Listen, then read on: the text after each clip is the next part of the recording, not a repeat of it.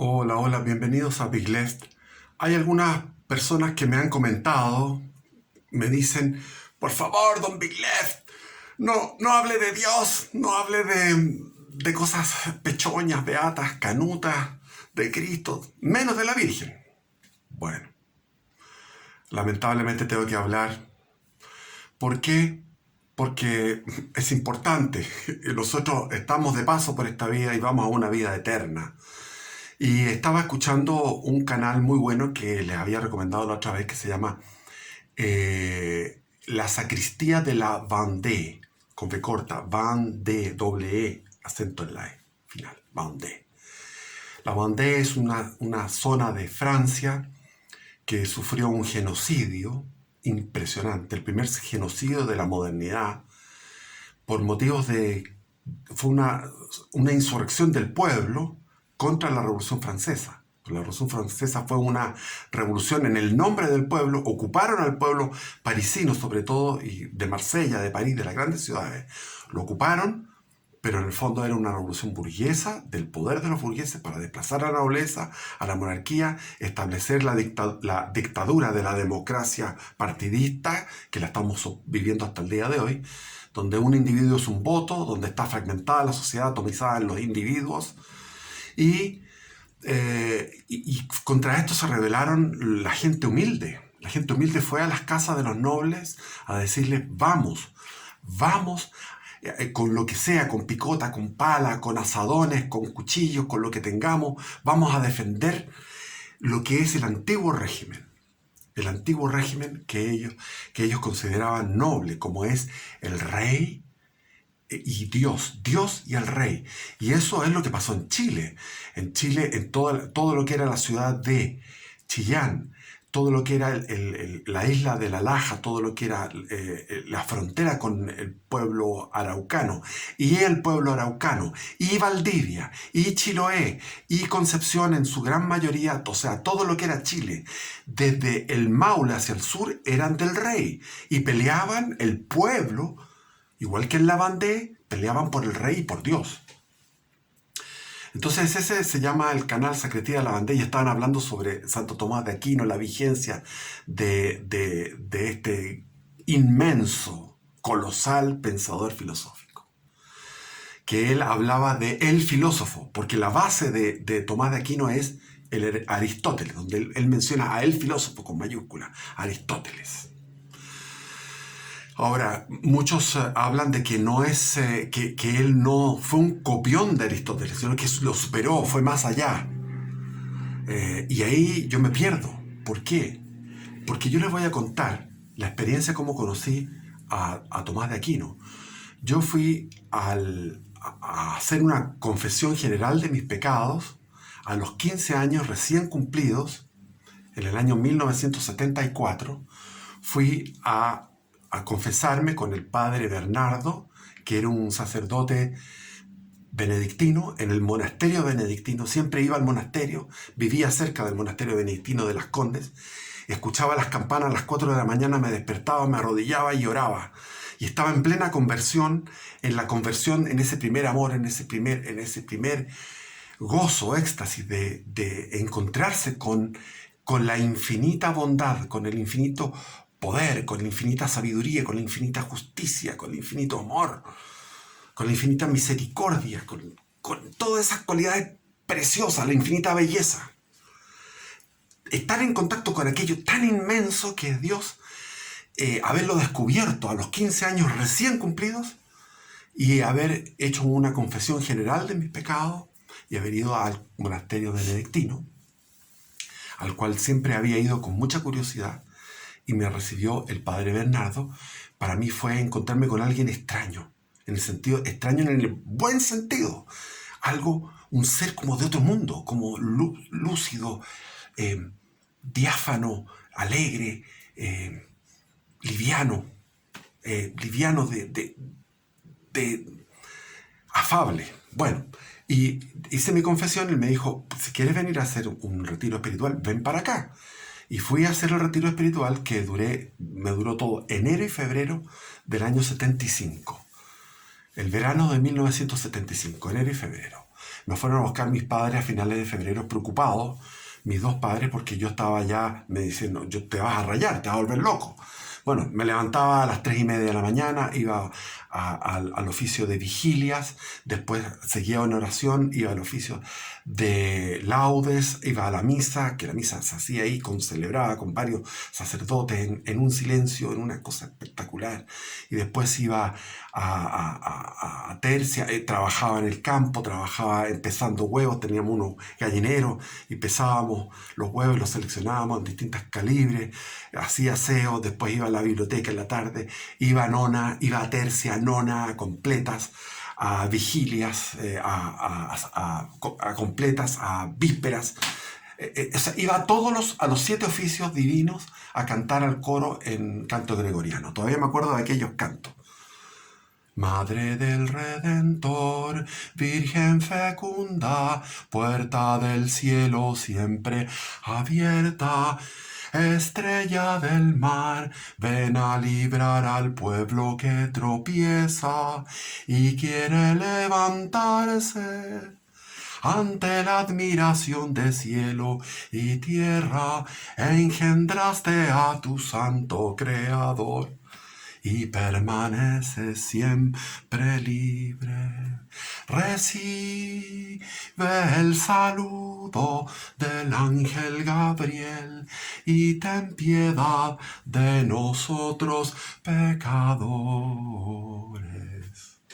Y el primer día, el hermano Martín, que es un arquitecto que hizo junto con el padre Gabriel Guarda, los dos, hicieron esa construcción moderna y lograron hacer algo tan inmensamente moderno, que es moderno hasta el día de hoy, pero al mismo tiempo da recogimiento.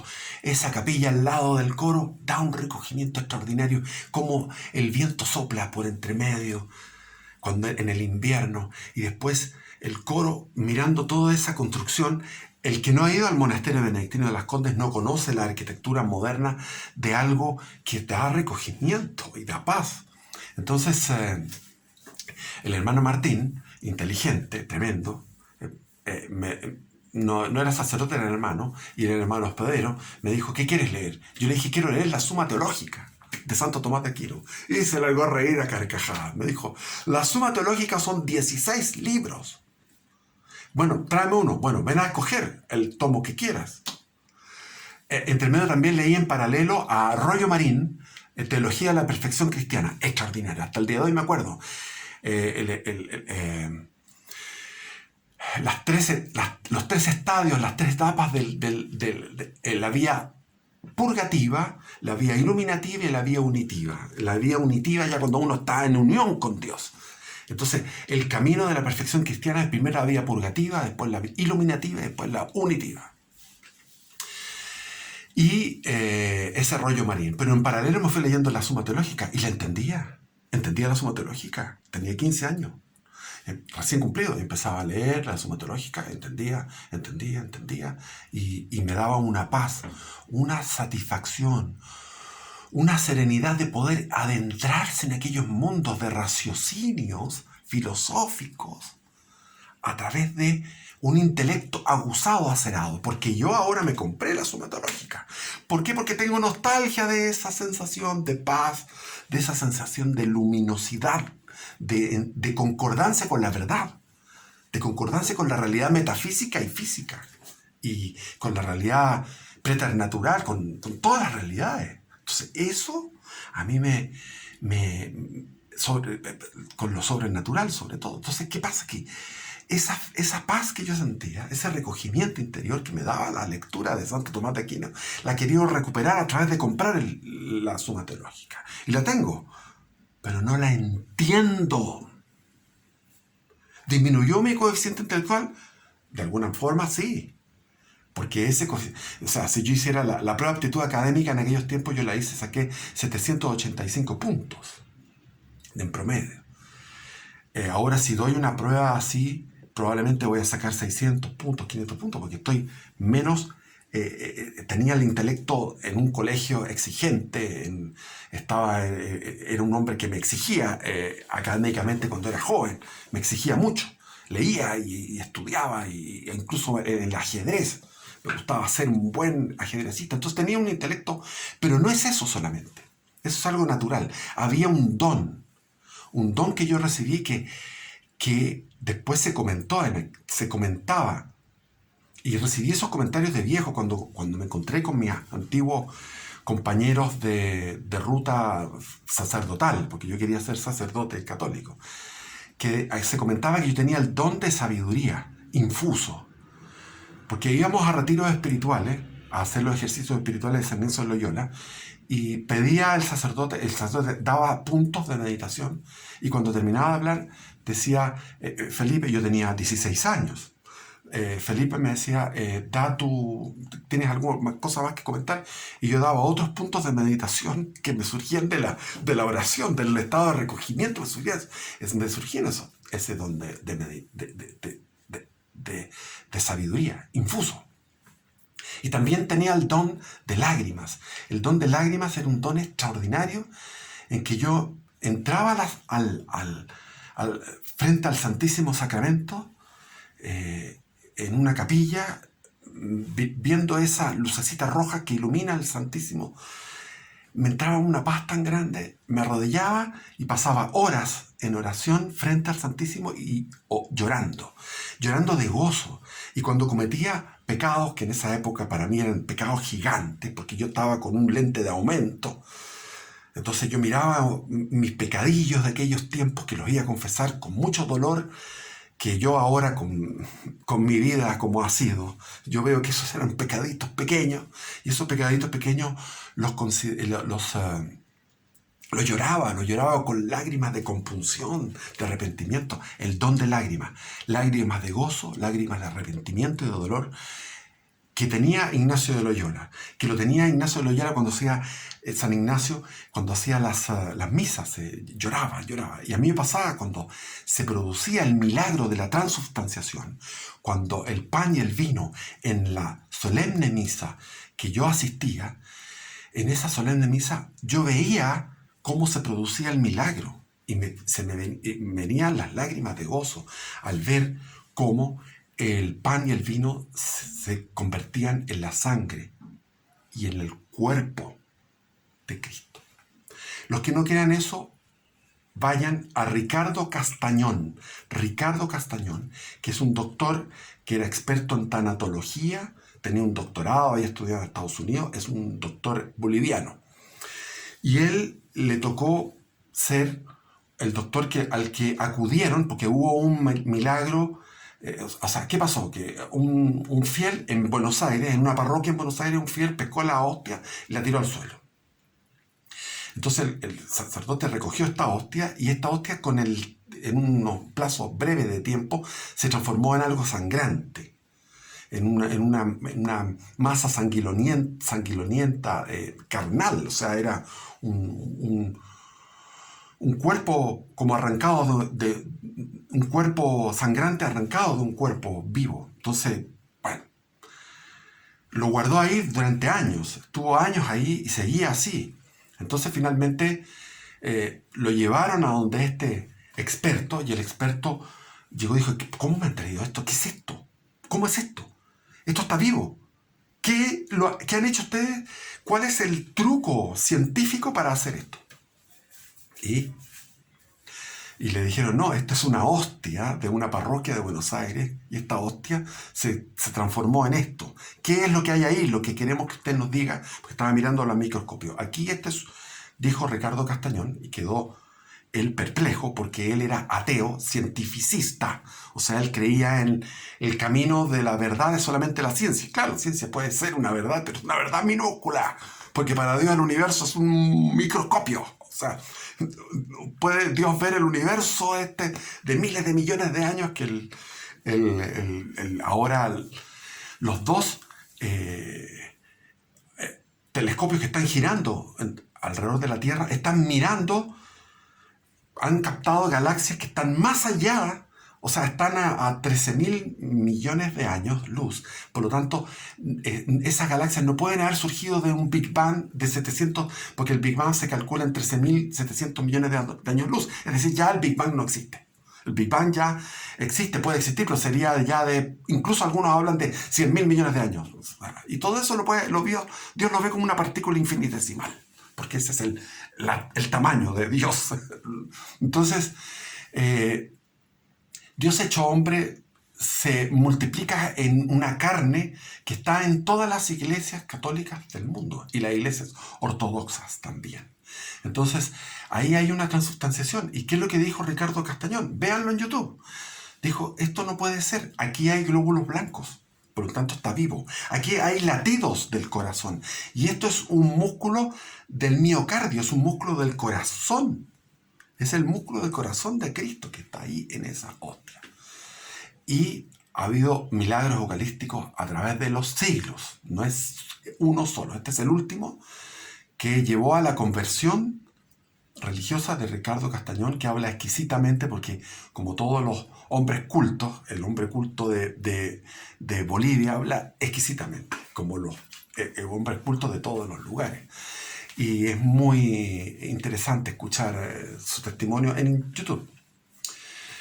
Entonces eso quería contarles, la experiencia de Santo Tomás de Aquino, cómo ahora no lo puedo entender. No lo puedo entender, así como no puedo entender muchas cosas que antes entendía, o sentir, experimentar las cosas que antes experimentaba. ¿Por qué? Porque yo en un momento determinado rompí con la fe, destruí esa fe a propósito y apostaté. Y en esa apostasía entré en un camino larguísimo de 40 años. 40 años donde estuve apartado y cómo la misericordia de Dios me llevó de nuevo a Él. Y no puedo ser, a esta altura de la vida, pecar de herejía. Prefiero pecar de otra cosa que no de herejía, porque la herejía es un pecado grave de soberbia. Llegan muchos protestantes, evangélicos protestantes, a criticar a la Iglesia Católica con una agresividad que es ignorancia. Ellos tienen mucho conocimiento en algunas cosas, ignorantes en otras cosas. Lo mismo que los marxistas. Los marxistas tienen un conocimiento enorme en sus cosas que leen, y hay marxistas que pueden saber mucho de lo que ellos saben, pero en el universo del cristianismo no lo conocen. Y dentro del universo del cristianismo, el universo del catolicismo tampoco. Yo me declaro que soy un buscador de la ortodoxia, que quiero encontrar la ortodoxia, que la ortodoxia está clara y nítida antes del Concilio Vaticano II. Por lo tanto, soy preconciliar sin duda. Me mantengo como un preconciliar, a pesar de vivir como un modernista, como un relativista, como un canuto, vivir como un medio marxistón. Bueno, voy a tratar de vivir lo más santamente posible, pero no voy a pecar en lo principal, que es el apego, la fidelidad a la verdad. Y la verdad está en la doctrina, previa al Concilio Vaticano II, en la doctrina. Ahora en este momento hay un sínodo en Alemania que está tratando de llegar al extremo de que los laicos puedan dar la absolución, está en carpeta, de que haya sacerdotisas. Eso va contra el Evangelio, de que las parejas homosexuales sean bendecidas, de que las parejas heterosexuales fuera del matrimonio, del sacramento matrimonial, también sean bendecidas. Y hubo llantos en Alemania estos días, hubo llantos de emoción, todo muy emotivo, que por fin la Iglesia reconoce el amor de parejas que antes no eran reconocidas, etc. Eso, yo no voy a adaptar la verdad a mi vida, por muy pecadora que sea mi vida. Yo sigo dando testimonio de esa verdad, que es el magisterio de la Iglesia. Y testimonio de lo que yo viví en aquellos tiempos, cuando era joven, de que realmente Está Cristo presente en la Eucaristía, en ese pan y ese vino, en esa hostia y en ese vino. Está presente. Aún